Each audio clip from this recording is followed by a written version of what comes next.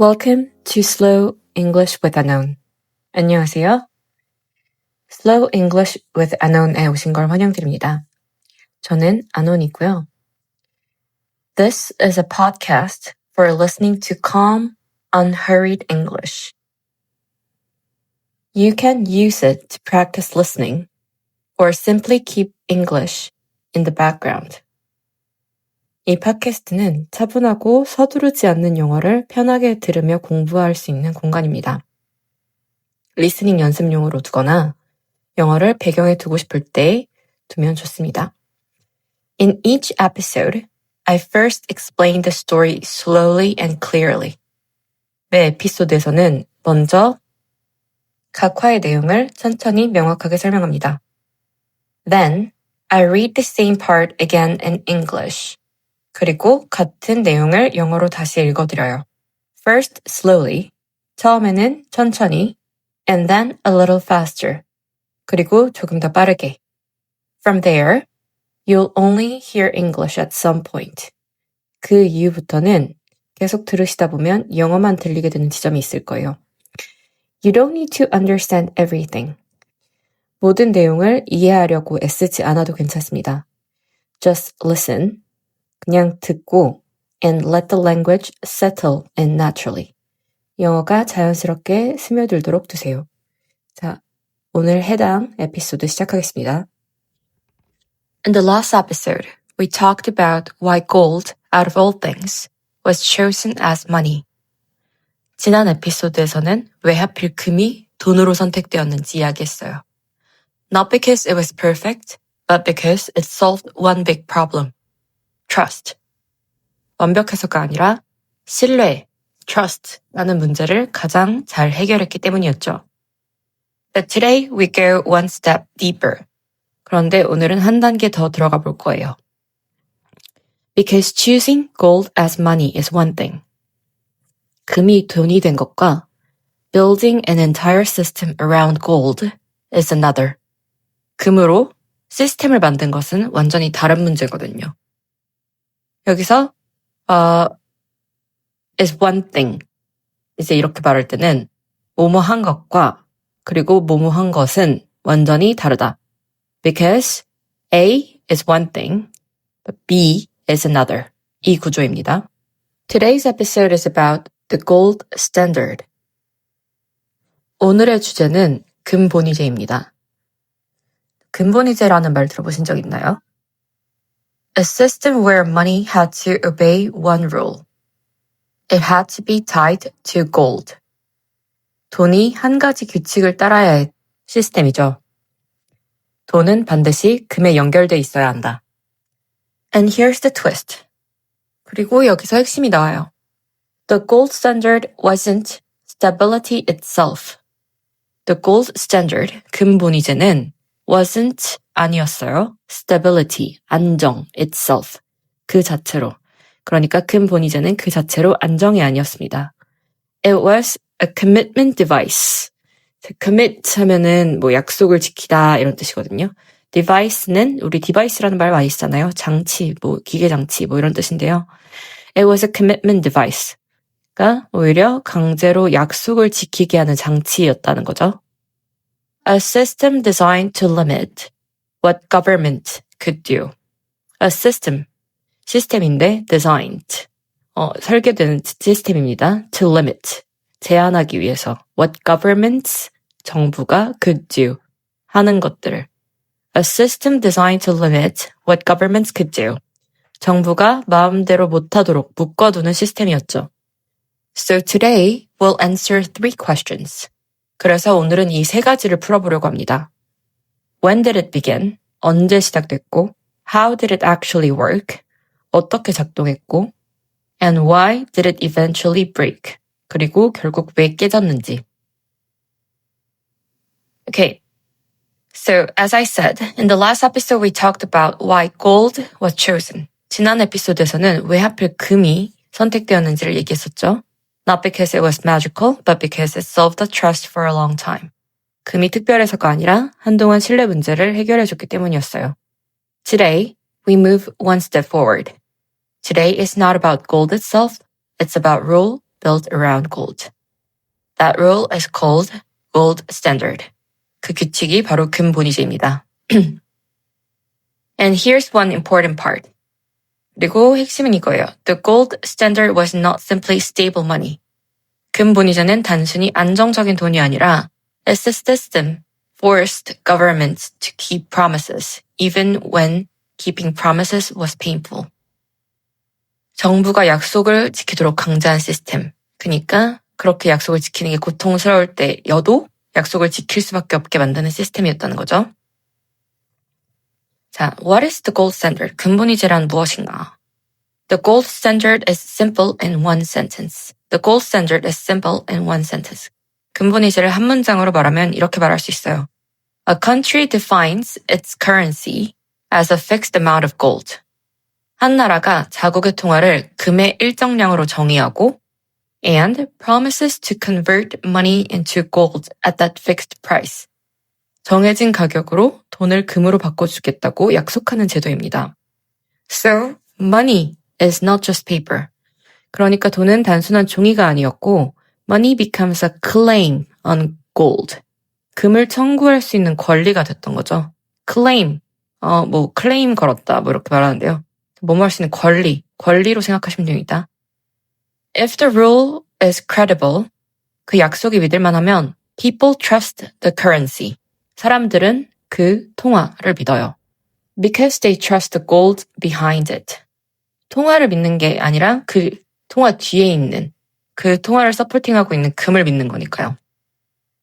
여기서 키워드 하나 보고 갈 건데요. 자, convert, 바꾸다라는 뜻인데요. convertibility, C-O-N-V-E-R-T-I-B-I-L-I-T-E, D-Y, sorry. 자, convertibility 하면 바꿈, 이런 뜻으로 명사형이 되는데 이런 돈하고 관련됐을 때는 태환성입니다. 태환성이란 지폐를 정해진 비율로 금으로 바꿔주는 형질을 말을 하는데요. Convertibility means you can exchange paper money for gold at a fixed rate. 자, convertibility, 태환성 기억하시고 넘어가겠습니다. 자, before the gold standard, what system existed?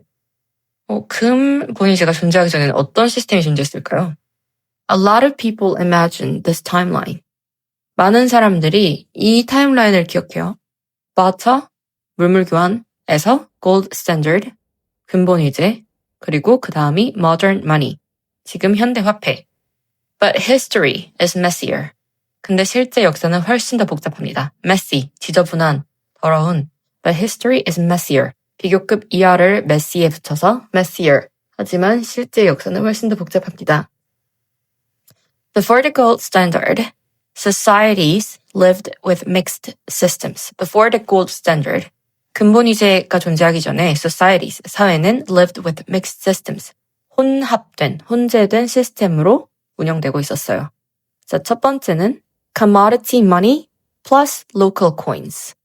자, gold and silver coins circulated, but the supply depended on mining, wars, and rulers. 금, 은 같은 동전들이 있었지만 공급은 광산, 전쟁, 통치자에 따라 들쑥날쑥했어요. 다시 한번 읽어볼게요.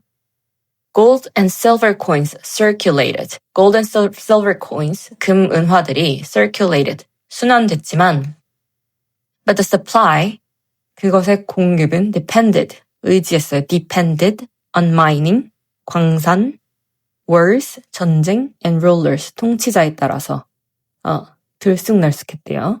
자, 그리고 number 2, debasement. Debasement rules edited coins. 자, debasement가 뭔지 볼게요. A king could reduce to silver content in coins. 자, 왕은 은화에 있는 은의 함량을 동전 속에서 줄이고 더 찍어내면 mint more coins, 더 찍어내면 and spend more, 그리고 더 쓰면 without saying I printed money. 겉으로는 돈을 찍었다라고 말하지 않아도 사실상 돈을 늘리는 효과가 나타나요. This often led to inflation and distrust. This often led, lead의 과거형이죠. 이끌다. 이런 방식은 종종 inflation과 distrust, 불신으로 이어졌어요.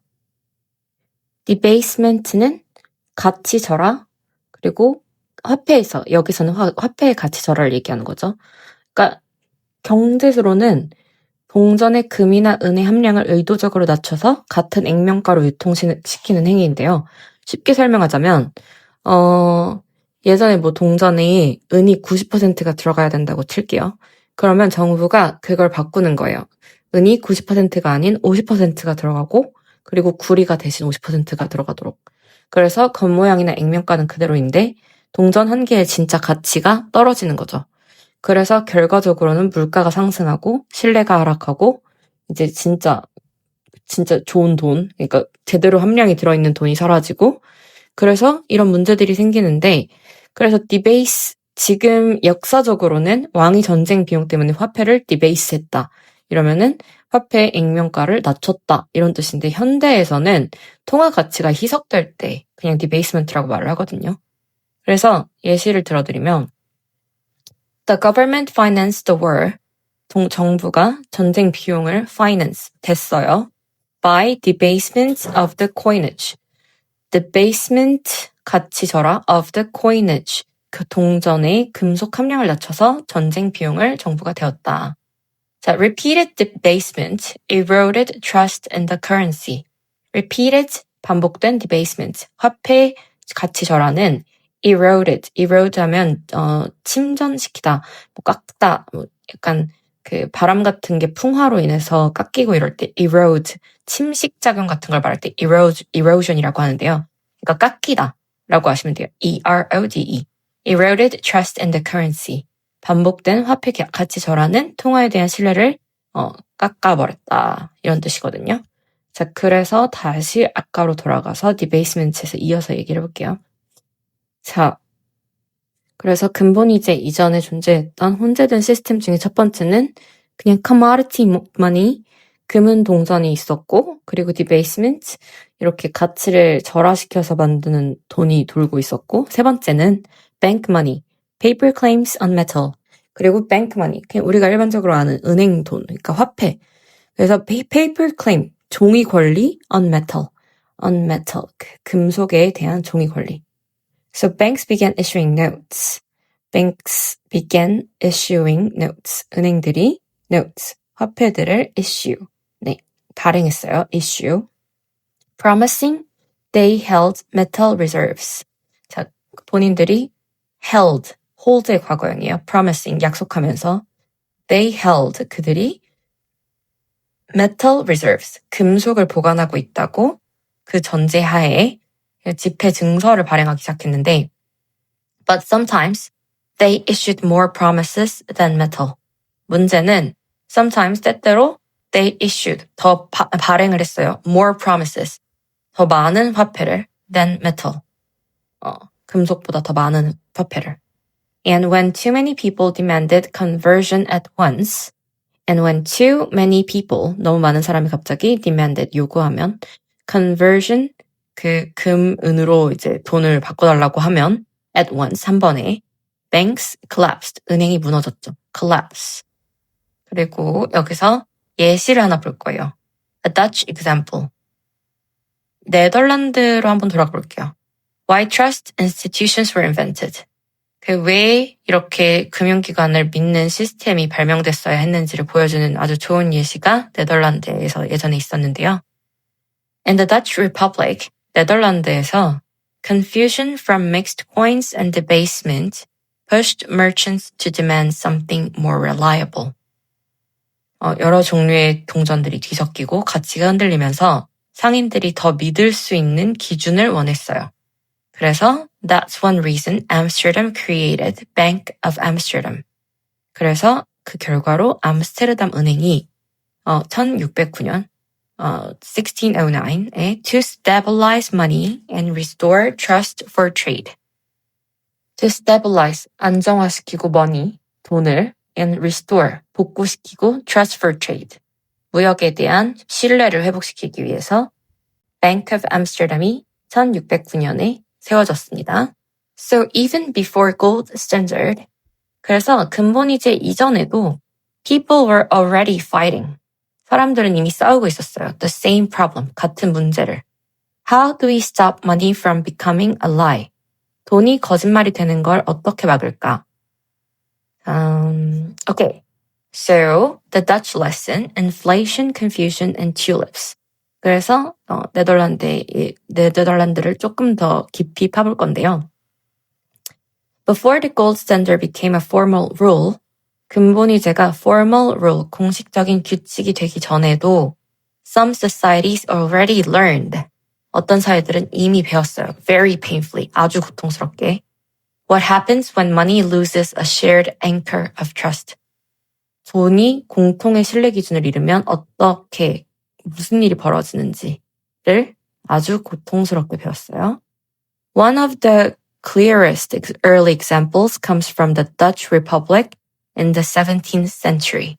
One of the clearest, clear, 아주 명백히 보여주는 early examples, 초반의 example, 예시, comes from, 와요? The Dutch Republic, 네덜란드 공화국에서 in the 17th century, 17세기 네덜란드 공화국에서 그 대표적인 명백한 사례를 볼 수 있어요. One of the clearest early examples comes from the Dutch Republic in the 17th century. At the time, 그 당시에 the Netherlands was one of the most advanced trading economies in the world. 네덜란드는 세계에서 가장 발달한 무역 경제 중 하나였어요. Merchants, 상인, ships, 선박, banks, 은행, and global trade networks, 그리고 글로벌 교역망이 were already deeply developed. 아주 이미 촘촘히 연결되어 있었어요. But there was a serious problem. Money confusion. 하지만 심각한 문제가 있었어요. Money confusion. 바로 화폐의 혼란입니다. Different coins circulated at the same time. 여러 지역의 동전들이 동시에 돌아다녔고, coins from different regions had different metal content. 다른 곳에서 온 동전들은 금속 함량도 다 제각각이었어요. Some were clipped, 일부는 깎였고, debased, 계약됐고, or mistrusted. 일부는 아예 신뢰받지 못하는 동전들이 혼재돼 있었던 거죠. This confusion created inflationary pressure. 이 혼란은 인플레이션 압력을 만들었어요. Not always because prices exploded, 꼭 물가가 폭등해서가 아니라 but because people no longer agreed on what money was worth. 사람들 사이에서 돈의 가치에 대한 합의가 무너졌기 때문이에요. 다시 한번 읽어볼게요. This confusion created inflationary pressure, not always because prices exploded, but because people no longer agreed on what money was worth. That's one reason why Amsterdam created the Bank of Amsterdam in 1609. 그래서 암스테르담은 1609년 암스테르담 은행을 설립합니다. A public institution designed to stabilize money and restore trust for the merchants. 상인들이 다시 신뢰할 수 있는 기준을 만들기 위해 세워진 공적 장치였죠. Now, here's where the famous tulip mania enters the story. 그리고 여기서 우리가 잘 아는 혹은 한 번쯤 들어봤을 튤립 투기 사건이 등장합니다. Tulip mania. Tulip mania in the 1630s is often described as the first financial bubble. 1630년대의 튤립 투기는 흔히 최초의 금융 버블로 불립니다. Prices of tulip bulbs reached absurd levels. Prices of tulip bulbs. 튤립 구근의 가격이 reached, 닿았어요. Absurd levels. 말도 안 되는 가격으로. Sometimes higher than the skilled workers' annual income. Sometimes higher. 어떤 때는 더 높았어요. 뭐보다 더 높았냐면 than a skilled worker. 숙련된 노동자의 annual income. 숙련된 노동자의 연봉보다 더 있었어요. But the deeper lesson is not just about speculation. 하지만 여기서 더 중요한 교훈은 단순한 투기가 아니에요. The deeper lesson, 중요한 교훈은 is not about speculation. Speculation, 투기가 아닙니다. It's about credit. 이건 신용, promises, 약속, and trust, 신뢰에 관한 건데요. Many tulip contracts were not settled with physical money. 많은 튤립 거래는 실제 돈이 아니라 but with a promise, 미래 지급 약속이나 future payments, 미래에 지급한다는 약속, 그리고 verbal agreements, 구두 계약 같은 약속으로 이루어졌었어요. IOUs, IOU. 여기서 IOU라는 건 차용증인데요. 나 너한테 빚졌다라는 걸 적는 메모입니다. 진짜로 I owe you, O-W-E-O, 빚지다, owe you. 너한테 빚졌어, I owe you의 약자가 진짜로 I랑 O랑 U 이렇게 해서 쓰여요. 차용증이라고. 자, 그래서 이게 실제로 의미하는 거는 지금은 못 주지만 나중에 줄게 라는 신용 기반의 약속이고, 법적으로 나라 형식에 따라 다르긴 한데 일반적으로 채무를 인정한 기록이라서 이제 뭔가 문제가 생겼을 때 근거가 될 수 있었다고 생각하시면 돼요. 근데 약간 정식 계약서보다는 약하긴 해요. 그래서 보통 이런 IOU에 들어가는 거는 이제 채무자, 채권자, 누가 누구한테 뭐 얼마를 빌렸고 언제까지 보낼 거고 서명하고 날짜 뭐 이런 것들이 들어가는데요. 자, 그래서 어쨌든 IOU라는 건 이런 거고요. 네.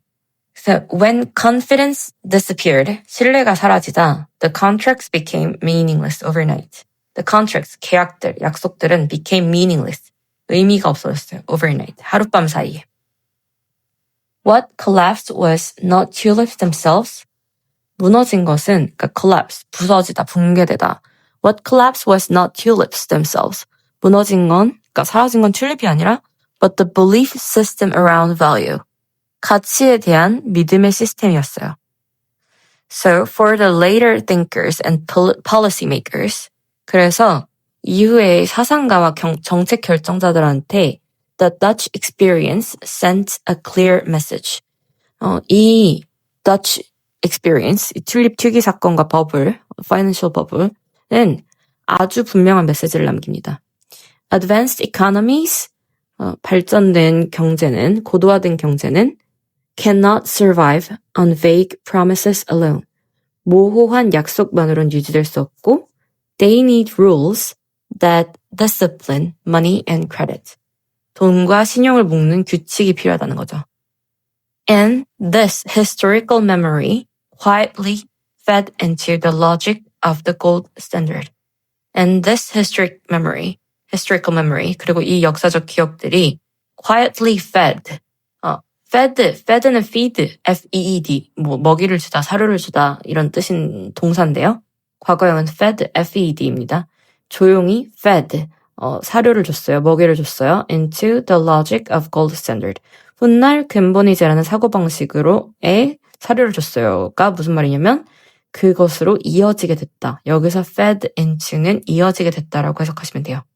그래서 이런 역사적인 기억들이 쌓여서 훗날 근본이제라는 사고방식으로 이어지게 됩니다.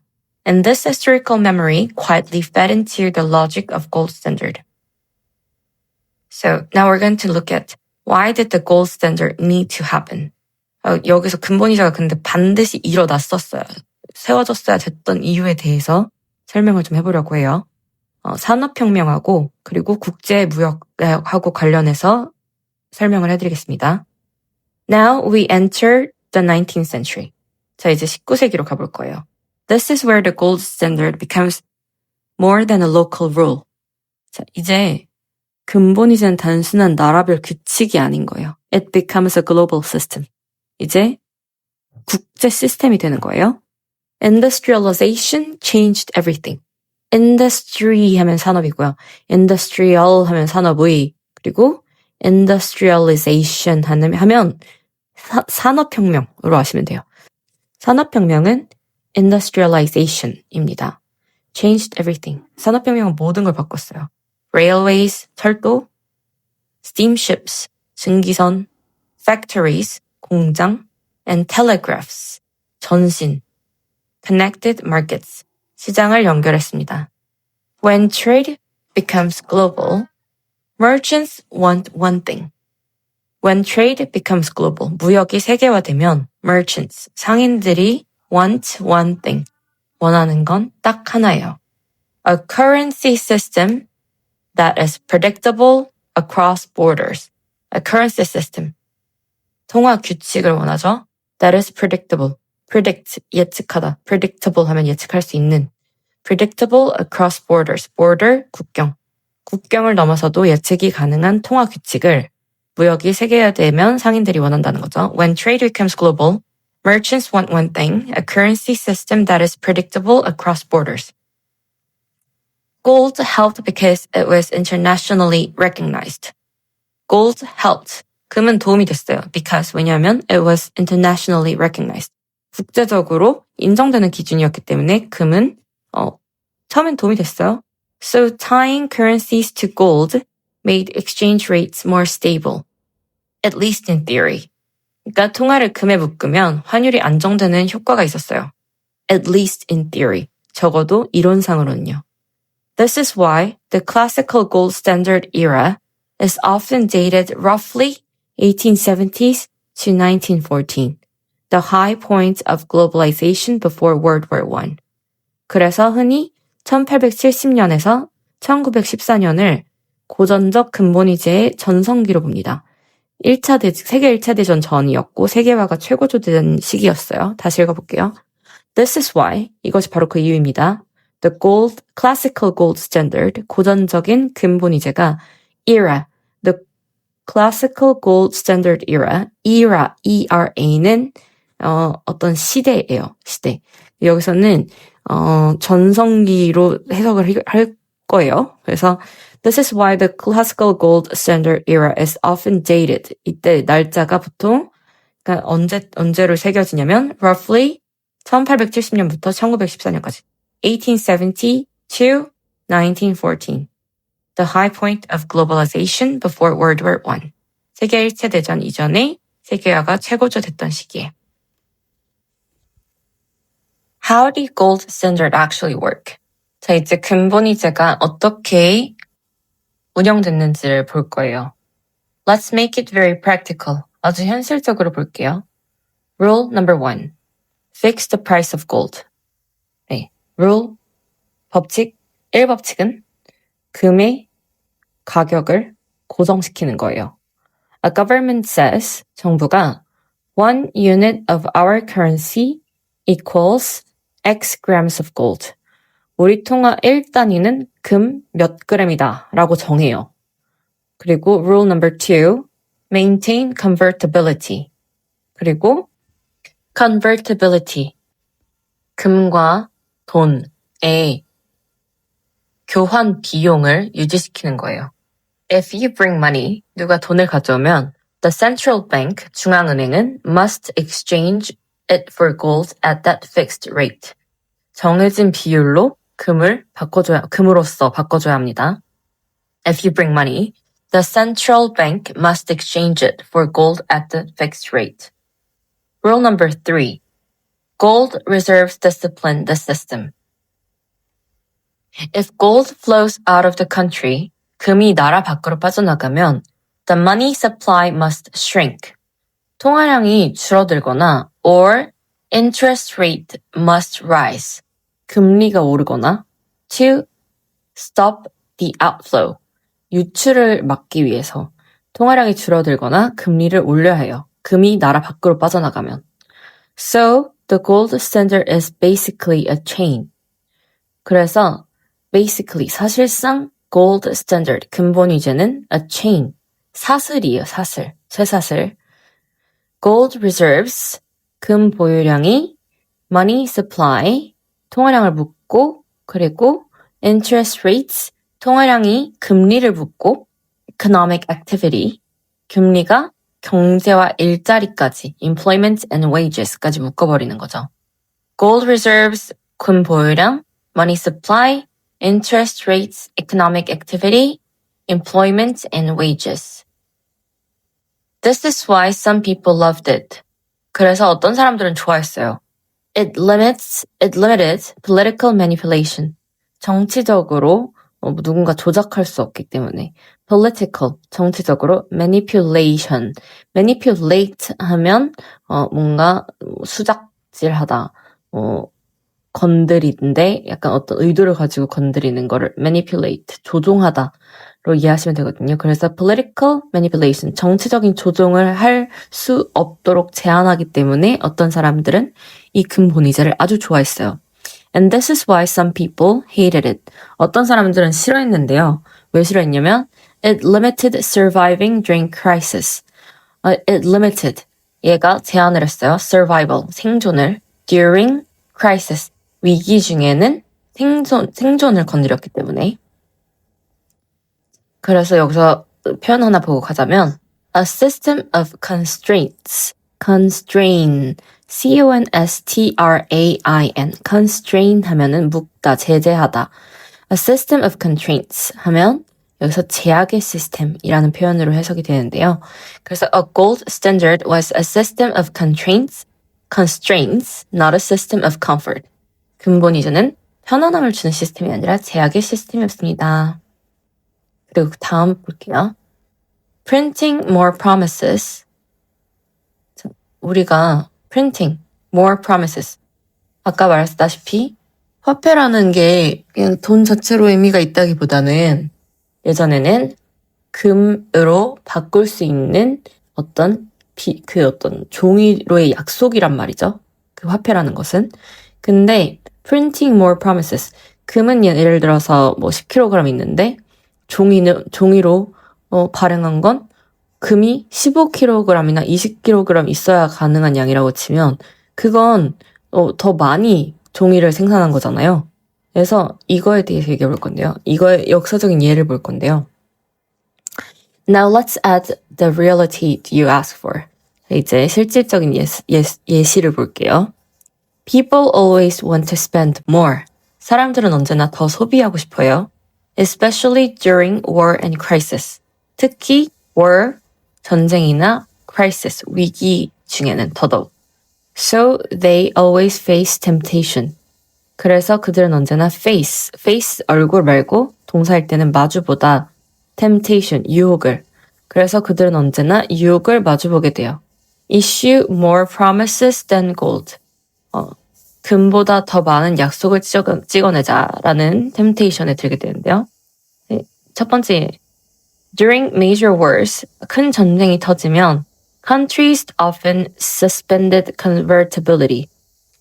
많은 국가들이 금 태환을 멈췄어요. Because war is expensive. 왜냐면 전쟁은 너무 비싼데 and the gold rule is too tight. 금에 대한 규칙은 너무 빡빡하니까요. 그리고 World War I, 세계 1차 대전의 예시를 한번 볼게요. After World War I, 세계 1차 대전 이후에 many leaders wanted to restore the old gold rule to regain credibility. 많은 지도자들이 to regain credibility, 신뢰 회복을 위해서 old gold rule, 옛날의 금 규칙으로 돌아가고 싶어 했어요. But economies had changed. 하지만 경제가 너무 이미 많이 바뀌었죠. Wages, 임금, prices, 물가, debts, 부채, everything moved. 자, 그래서 this is where Winston Churchill enters naturally. 여기가 이제 윈스턴 처칠이 언급되기 시작하는 지점인데요. In 1925, 1925년에 as Britain's Chancellor and the Exchequer, Winston Churchill supported returning Britain to the gold standard. 1925년에 in 1925, as Britain's Chancellor of the Exchequer, 영국의 재무장관, Chancellor of the Exchequer, 그냥 이거는 표현으로 기억하세요. 재무장관입니다. Winston Churchill은 supported returning Britain to gold standard. 처칠은 영국을 근본 위주로 복귀시키는 선택을 지지합니다. But the key controversy was the rate. 근데 논란의 핵심은 복귀 환율이었어요. Returning at the old pre-war parity made the pound too strong. 예전에 전쟁 전의 수준으로 비율을 돌아가면 파운드 가치가 made 너무 too strong, 너무 강해지고 a strong currency, 강한 통화는 sounds prestigious, but it can crush exports and industry. 강한 통화는 멋있어 보이긴 하는데 수출과 제조업을 짓누를 수 있었기 때문에 그래서 now enters John Maynard Keynes, John Keynes. 여기서 이제 케인스가 등장하는데요. Keynes criticized this move and argued the return would cause unemployment and deflationary pressure. 케인스는 근본이제로 복귀하는 것이 이 복귀가 deflation 압력, deflation pressure과 unemployment, 실업을 키울 거라고 비판했습니다. So this becomes the perfect gold standard drama. 이제 바로 이게 그 gold standard 드라마의 시작인데요. 철칠은 We must restore credibility. 우리는 신뢰를 회복해야 한다면서 근본이제로 돌아가자고 하고 있고, 케인스는 Credibility at the cost of jobs is not wisdom. 일자리를 희생한 신뢰는 지혜가 아니다라고 하면서 이제 근본이제로 복귀하는 걸 반대했죠. This is why the gold standard is never just economics. 그래서 근본이제는 절대 경제만의 문제가 되지 않아요. It is a political choice about who absorbs pain. 누가 고통을 떠안을 것인가라는 정치적인 선택이 되거든요. 자, 여기서 absorb, A-B-S-O-R-B, absorb 하면은 빨아들이다, 흡수하다. 그래서 여기서는 absorbs pain이라고 했어요. 그럼 고통을 떠안는다라고 해석할 수 있겠죠. 그러니까 근본이제는 그냥 경제적으로의 문제만이 아니라 누군가는 어쨌든 고통을 떠안아야 되는데 그걸 누구에게 떠안게 할 것인가에 대한 굉장히 정치적인 선택이라는 거죠. Now we go to United States and Great Depression era. 자, 이제 미국으로, 대공황의 미국 시대로 가볼게요. 1930년대죠. Great Depression, great, 큰, great, 멋진이란 뜻도 있지만요. 여기선 대입니다. 클 대. 그리고 depression 하면은 우울증이거든요. 우울. 근데 Great Depression 하면 대공황이라는 그냥 역사, 사건 용어입니다. So, when crises become extreme, 뭔가 너무 위기가 극단으로 가면요. Societies ask a brutal question. 사회는 잔인한 질문을 마주하게 되는데요. Do we protect the gold promise? 우리가 금에 대한 약속을 지킬 거냐? Or do we protect people and the economy? 아니면 사람과 경제를 살릴 것이냐? 이 두 가지의 갈림길에 서게 됩니다. In 1933, President Franklin D. Roosevelt moved to restrict gold hoarding and break the tight link between dollars and gold. 1933년 루스벨트는 금 보유를 제한하고 달러 금과의 관계를 느슨하게 만드는 방향으로 움직였어요. 그러니까 근본이제에서 조금 좀 나갔다는 얘기죠. This became the part of what is often called the Roosevelt's Gold Program, later reinforced by the Gold Reserve Act of 1934. 이 흐름은 흔히 루즈벨트의 금 프로그램으로 불리고 1934년 금 관련 법으로 강화됩니다. In other words, 다르게 말하면 Roosevelt chose flexibility over the old promise. Choose A over B 하면은 A를 B 대신에 골랐다 입니다. 그래서 루즈벨트는 옛 약속보다 유연성, flexibility를 택했습니다. Because, 왜냐하면 the old promise was turning into a cage. 왜냐하면 옛 약속이 어떤 경제를 살리는 규칙이 아니라 감옥이 되어가고 있었기 때문인 거죠. So, was the gold standard good or bad? 그래서 근본이제가 좋은 거냐 나쁜 거냐에 대해 얘기를 해볼게요. Here's the honest answer. 솔직한 답은 이거예요. The gold standard is not a moral story. 근본이제는 선악의 이야기가 아니에요. It is a trade-off. 이건 trade-off. trade-off는요, 맞교환, 대가를 주고 교환하는 걸 얘기하는데요. trade-off, OFF, 한쪽을 얻기 위해 다른 한쪽을 포기해야 하는 것을 말하거든요. 그래서 득과 실, 대신 포기하는 것, 장단점의 교환 이런 식으로 생각하시면 돼요. 그래서 두 선택지가 동시에 완벽하게 되지 않기 때문에 A를 늘리면 B가 줄어드는, 예를 들면 기회비용 같은 거라고 생각하셔도 되는데요. 자, 예문을 좀 볼게요. There is a trade-off between speed and quality. 속도와 품질 사이에는 trade-off가 있다. 그러니까 둘 다 잡을 수가 없다는 거죠. 속도가 빨라지면 품질이 저하되고 품질이 좋아지면 속도가 납품하는 시간이 길어지고 이런 식으로 생각하시면 돼요. There's a trade-off between speed and quality. We traded off comfort for a cheaper price. 우리는 더 싼 가격을 위해 편안함을 포기했다. We traded off comfort, 편안함, for a cheaper price. Trade off A for B 하면 A를 위해 B를 위해 A를 포기했다라고 하시면 됩니다. 네, 그래서 다시 이야기로 돌아가면요. 자, 근본 이제는 선악의 이야기가 아니라 trade-off란 얘기죠. 자, what is good at? 근본 이제가 잘하는 거는 creating long-term credibility. 장점은 creating a long-term credibility. 장기 신뢰를 얻는 거. 두 번째는 stabilizing exchange rates. 환율을 안정시키는 거. limiting reckless money creation. limiting reckless 하면요. 무분별한이거든요. reckless. R-E-C-K-L-E-S-S. reckless money creation. 무분별한 발행을 억제하는 거. 자, 근본 이제가 안 좋은 거는 얘의 단점은 뭐냐면 responding to shocks. 충격 대응에 약하고 preventing deflation spirals. 디플레이션에 위험하고요. protecting employment during crisis. 위기 때 고용 방어가 어렵습니다.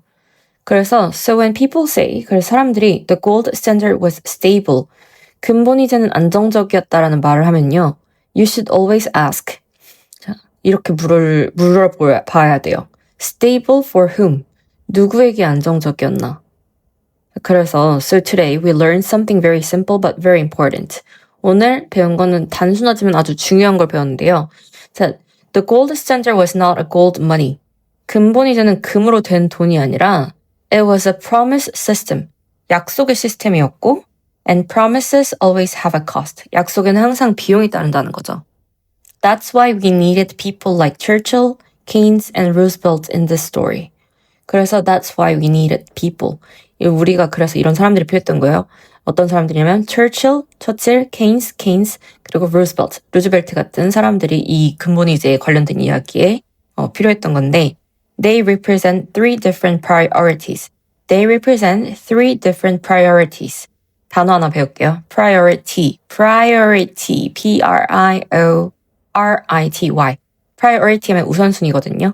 근데 여기서는 이 사람들이 they represent, 대변한다. Three different priorities. 각각 세 개의 다른 우선순위를 대변하고 있기 때문에 처칠, 케인스, 루스벨트가 credibility, 신뢰, employment, 고용, and survival, 생존. 처칠은 근본 이제를 다시 돌리고 싶어 했고 전쟁 전처럼. 그리고 케인스는 그러면은 고용이 안정되지 않을 텐데 라고 생각하면서 고용을 생각했고 루스벨트는 대공황 때 너무 난리가 났으니까 이제 생존을 우선해야 되니까 survival에 대해서 먼저 생각을 했던 거죠. In the next episode, we'll go into the classical gold standard era. 다음 에피소드에서는 1870년부터 1914년, 그러니까 고전적 classical gold standard era, 고전적 근본 이제 시대로 들어가 볼 거예요. From 1870s to 1914, when the world tried to run a global economy on one rule. 전 세계가 하나의 통화 규칙으로 돌아가던 시기에 대해서요. And we'll ask, 그리고 이렇게 물어볼 겁니다. Was it truly a golden age?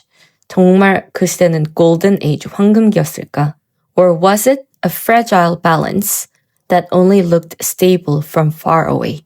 아니면 멀리서 봤을 때나 안정적으로 보이는 취약한 균형이었을까? Or was it a fragile balance, 취약한 안정, 균형, that only looked stable, 밖에서만, 멀리서만 안정적으로 보이는 취약한 균형점이었을까? 네, 오늘 주제 좀 어려웠어요. 설명도 길었고요. 자, 요거에 대해서 우선 medium tempo, 그 다음에 normal to fast tempo로 읽어드리고 오늘 에피소드는 종료하겠습니다. Okay, so in the last episode we talked about why gold was chosen. Not because it was magical, but because it solved trust for a long time. Today, we move on to one step forward. Today is not about gold itself. It's about rule built around gold. That rule is called the gold standard. And here's the important part. The gold standard was not simply stable money. It was a system that forced governments to keep promises, even when keeping promises was painful. The gold standard is simple in one sentence. A country defines its currency as a fixed amount of gold, and promises to convert money into gold at that fixed price. So money is not just paper. Money becomes a claim on gold. If the rule is credible, people trust the currency because they trust the gold behind it. A lot of people imagine this timeline, from barter to gold standard and then to modern money. But history is messier. Before the gold standard, societies lived with mixed systems. The first one was commodity money and local coins. Gold and silver coins were circulated, but the supply depended on mining, wars, and rulers. Second system was debasement. It was a ruler-edited coins. A king could reduce the silver content in coins, mint more coins, and spend more without saying, "I printed money." This often led to inflation and distrust. Third one was bank money. It was a paper claims on metal. Banks began issuing notes, promising they held metal reserves. But sometimes they issued more promises than metal. And when too many people demanded conversion at once, banks collapsed. Now we're going to look into a Dutch example. In the Dutch Republic, confusion from mixed coins and debasement pushed merchants to demand something more reliable. That's one reason Amsterdam created the Bank of Amsterdam to stabilize money and restore trust for trade. So even before gold standard, people were already fighting the same problem. How do we stop money from becoming a lie? Before the gold standard became a formal rule, some societies already learned, very painfully, what happened when money loses a shared anchor of trust. One of the clearest early examples comes from the Dutch Republic in the 17th century. At the time, Netherlands was one of the most advanced trading economies in the world. Merchants, ships, banks, and global trade networks were already deeply developed. But there was a serious problem. Money confusion. Different coins circulated at the same time. Coins from different regions had different metal content. Some were clipped, debased, or mistrusted. This confusion created inflationary pressure, not always because prices exploded, but because people no longer agreed on what money was worth. That's one reason why Amsterdam created the Bank of Amsterdam in 1609, a public institution designed to stabilize money and restore trust for merchants. And here's where the famous tulip mania enters the story. Tulip mania in the 1630s is often described as the first financial bubble.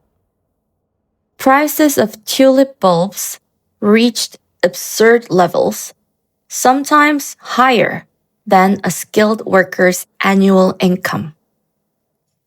But the deeper lesson is not just about speculation. It's about credit, promises, and trust. Many tulip contracts were not settled with physical money, but with promises, future payments, verbal agreements, IOUs. When confidence disappeared, the contracts became meaningless overnight. What collapsed was not tulips themselves, but the belief system around value. For later thinkers and policymakers, the Dutch experience sent a clear message. Advanced economies cannot survive on vague promises alone. They need rules that discipline money and credit. And this historical memory quietly fed into the logic of gold standard. Now we enter the 19th century. This is where the gold standard becomes more than a local rule. It becomes a global system. Industrialization changed everything. Railways, steamships, factories, and telegraphs connected markets. When trade becomes global, merchants want one thing: a currency system that is predictable across borders. Gold helped because it was internationally recognized.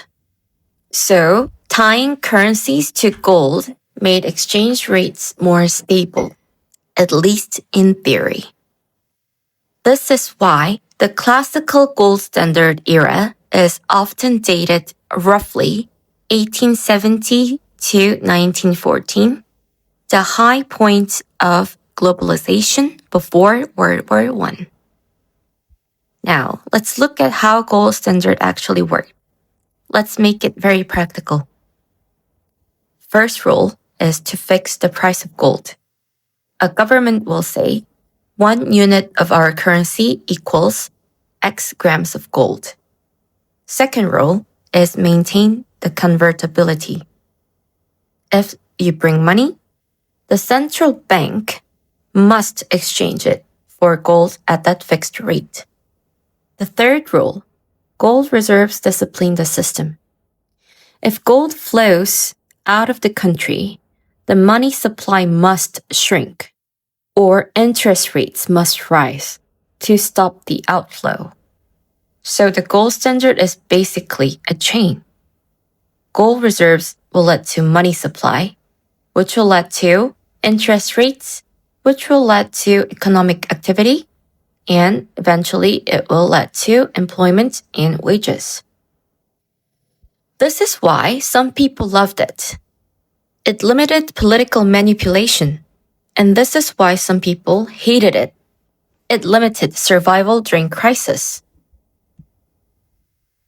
Now, let's add the reality you ask for.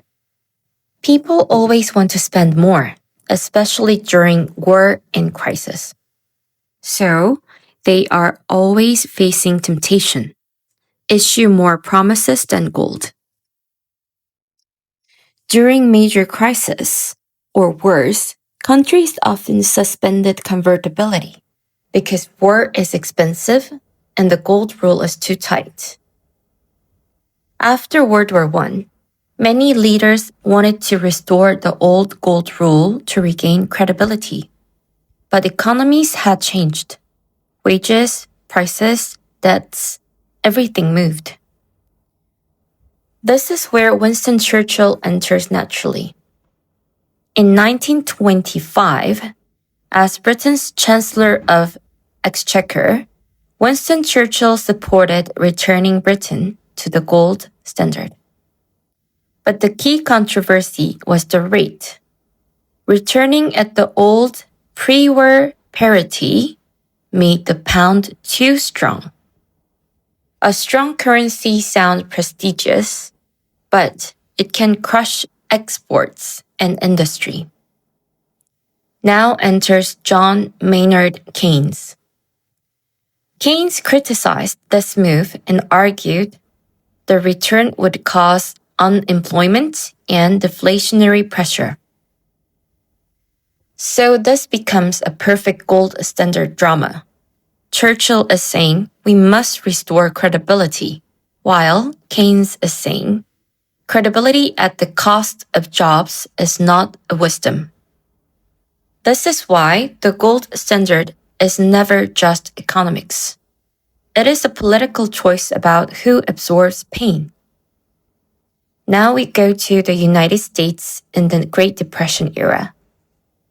When crises become extreme, societies ask a brutal question. Do we protect the gold promise, or do we protect people and the economy? In 1933, President Franklin D. Roosevelt moved to restrict gold hoarding and break the tight link between dollars and gold. This became part of what is often called Roosevelt's Gold Program, later reinforced by the Gold Reserve Act of 1934. In other words, Roosevelt chose flexibility over the old promise because the old promise was turning into a cage. So, was the gold standard good or bad? Here's the honest answer. The gold standard is not a moral story. It's a trade-off. What it is good at is it's good at creating a long-term credibility and stabilizing exchange rates and limiting reckless money creation. What it's bad at is responding to shocks, preventing deflation spirals, and protecting employment during crises. So when people say the gold standard was stable, you should always ask, stable for whom? So today we learned something very simple but very important. The gold standard was not gold money. It was a promise system, and promises always have a cost. That's why we need people like Churchill, Keynes, and Roosevelt in this story.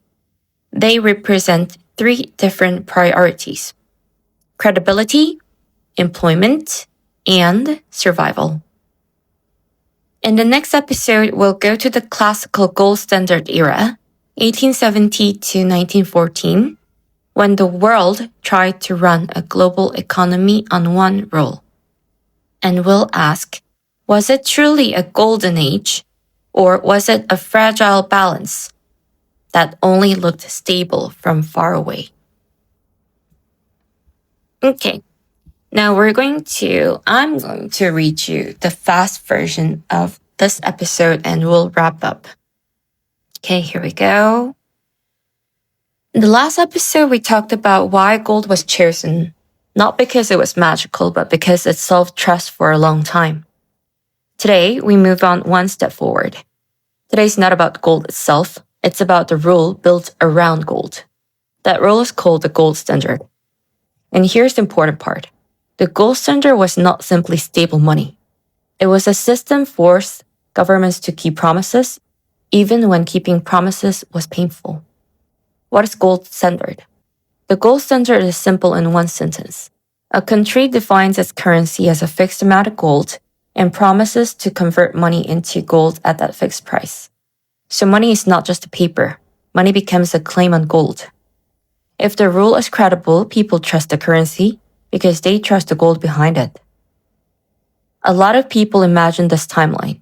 Barter, then gold standard, and then to modern money. But history is messier. Before the gold standard, societies lived with mixed systems. The first one was commodity money plus local coins. Gold and silver coins were circulated, but the supply depended on mining, wars, and rulers. The second system was debasement. The rulers edited coins. A king could reduce the silver contents in coin, mint more coins, and spend more without saying, "I printed the money." This often led to inflation and distrust. Third is bank money. It's a paper claims of metal. Banks began issuing notes, promising they held metal reserves. But sometimes they issued more promises than metal, and when too many people demanded conversion at once, banks collapsed. A Dutch example. Why trust in the institutions were invented. In the Dutch Republic, confusion from mixed coins and debasement pushed the merchants to demand something more reliable.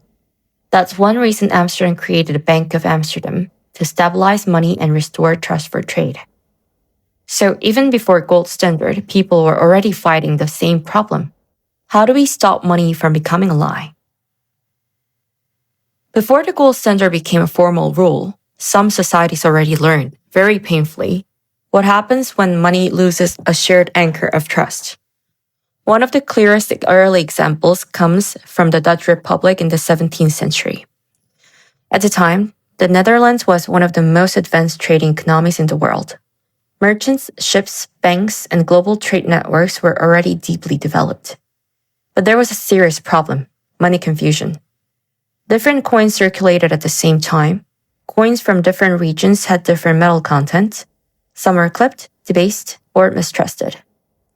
This confusion created inflationary pressure, not always because prices exploded, but because people no longer agreed on what money was worth. That's one reason why Amsterdam created a Bank of Amsterdam in 1609, a public institution designed to stabilize money and restore trust for the merchants.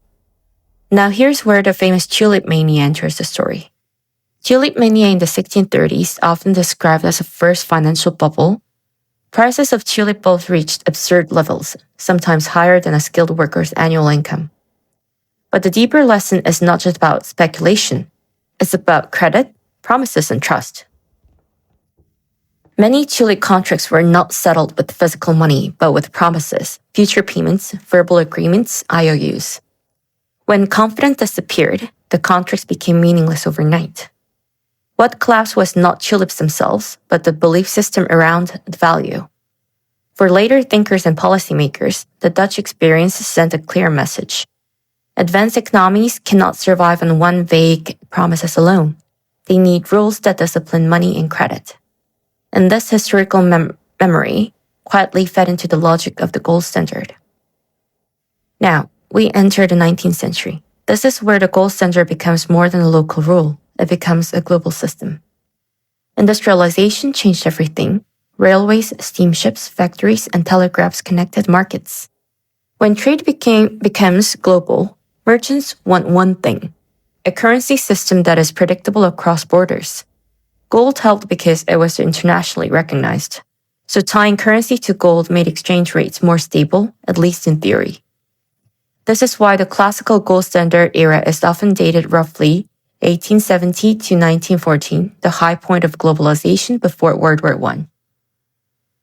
Now, how did the gold standard actually work? Let's make it practical. The first rule is to fix the price of gold. Governments say 1 unit of our currency equals X grams of gold. And then the second rule, maintaining the convertibility. If you bring the money, the central bank must exchange it for gold at a fixed rate. Then comes the third rule, gold reserves discipline the system. If the gold flows out of the country, the money supply must shrink or interest rates must rise to stop the outflow. So the gold standard is basically a chain. Gold reserves and the money supply and then interest rates and then economic activity and then employment and wages. This is why some people loved it, because it limited political manipulation. And this is why some people hated it. It limited survival during crisis. Now let's add the reality you asked for. People always want to spend more, especially during war and crisis. So they always face temptation, issue more promises than gold. During major wars, countries often suspended convertibility because war is expensive and the gold rule is too tight. After World War I, many leaders wanted to restore the old gold rule to regain credibility. But economies had changed. Wages, prices, debts, everything moved. This is where Winston Churchill enters naturally. In 1925, as Britain's Chancellor of the Exchequer, Winston Churchill supported returning Britain to the gold standard. But the key controversy was the rate. Returning at the old pre-war parity made the pound too strong. A strong currency sounds prestigious, but it can crush experts and industry. Now enters John Maynard Keynes. Keynes criticized this move and argued that return would cause unemployment and deflationary pressure. So this becomes a perfect gold standard drama. Churchill is saying we must restore credibility, while Keynes is saying credibility at the cost of jobs is not a wisdom. This is why the gold standard is never just economics. It is political choice about who absorbs pain. Now we go to the United States in the Great Depression era. When crises become extreme, societies ask a brutal question. Do we protect the gold promise, or do we protect people and the economy? In 1933, President Franklin D. Roosevelt moved to restrict gold hoarding and break the tight link between dollars and gold. This became part of what is often called the Roosevelt's Gold Program, later reinforced by the Gold Reserve Act of 1934. In other words, Roosevelt chose flexibility over the old promise, because the old promise was turning into a cage. So was the gold standard good or bad? Here's the honest answer. The gold standard is not a moral story. It's a trade-off. What it is good at is creating a long-term credibility, stabilizing exchange rates, and limiting reckless money creation. What it is bad at is responding to shocks, preventing deflation spirals, and protecting employment during crisis. So when people say the gold standard was stable, you should always ask, stable for whom? So today, we learned something very simple but very important. The gold standard was not gold money. It was a promise system. And promises always have a cost. That's why we needed people like Churchill, Keynes, and Roosevelt in this story. They represent 3 different priorities: credibility, employment, and survival. In the next episode, we'll go to the classical gold standard era, 1870 to 1914, when the world tried to run a global economy on one rule. And we'll ask, was it truly a golden age, or was it a fragile balance that only looked stable from far away? See you in the next episode. Thank you for listening, and this was Anon from Slow English with Anon.